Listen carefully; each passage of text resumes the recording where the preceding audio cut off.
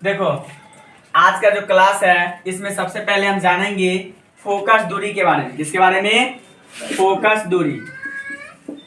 Focus दूरी को हम लोग संक्षिप्त रूप इसका जो होता है शॉर्टकट जिसे बोलते हैं एफ से सूचित करते हैं।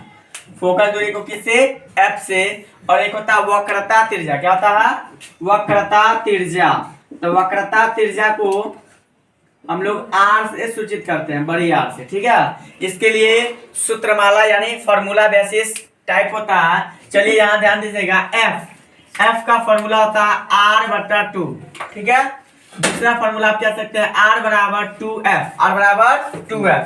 मतलब वक्रता त्रिज्या बराबर हो जाएगा 2 गुने फोकस दूरी। क्या होगा? फोकस दूरी। और f बराबर हो गया फोकस दूरी बराबर क्या होगा? वक्रता त्रिज्या बटा 2।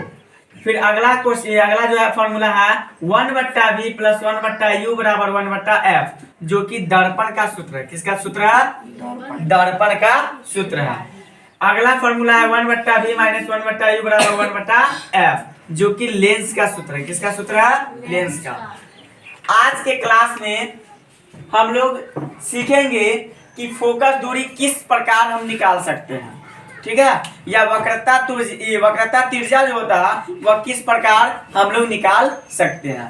तो इसमें आपको कोई भी प्रश्न में आपको दी रहेगी, फोकस दूरी दिया रहेगा तो वहां पे वक्रता त्रिज्या निकालना पड़ेगा, या जहां पे वक्रता त्रिज्या दी रहेगी मतलब दी हुई रहेगी वहां पे आपको निकालना है फोकस दूरी। क्या निकालना है? फोकस दूरी।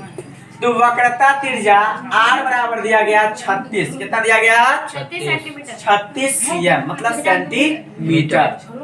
फोकस दूरी f निकालना है, तो f निकालने के लिए आपको सूत्र का उपयोग करना पड़ेगा r/2। तो r का मान यहाँ पे 36 और बट्टा में क्या है? 2 से डिवाइड कर देंगे 36 को, तो निकल के आ जाएगा कितना? 18। हम कह सकते हैं उत्तल दर्पण की फोकस दूरी कितनी है? 18 सेंटीमीटर। यहाँ पे आपको गोलीय दर्पण भी दिया जा सकता है और उत्तल दर्पण भी दिया जा सकता है, अवतल दर्पण भी दिया जा सकता है। सिर्फ आपको फॉर्मूला याद रखना, F बराबर r/2। इसी में कहे कि नहीं सर, जो आप फोकस दूरी नहीं निकालिए, फोकस दूरी यदि दिया रहेगा तो वहां पे आपको वक्रता त्रिज्या किस प्रकार निकालना है। तो वक्रता त्रिज्या मतलब इसका जस्ट अपोजिट, उल्टा। f का मान यदि सपोज 18 मान लिया जाए, क्या मान लिया जाए? 18, तो r का मान हो जाएगा 2f। क्या हो जाएगा? 2f। तो यहाँ पे लिखेंगे 2 गुने f का मान कितना हो गया? 18। तो हो गया 18 दूना 36। मतलब कह सकते हैं उत्तल दर्पण की वक्रता त्रिज्या कितना? 36।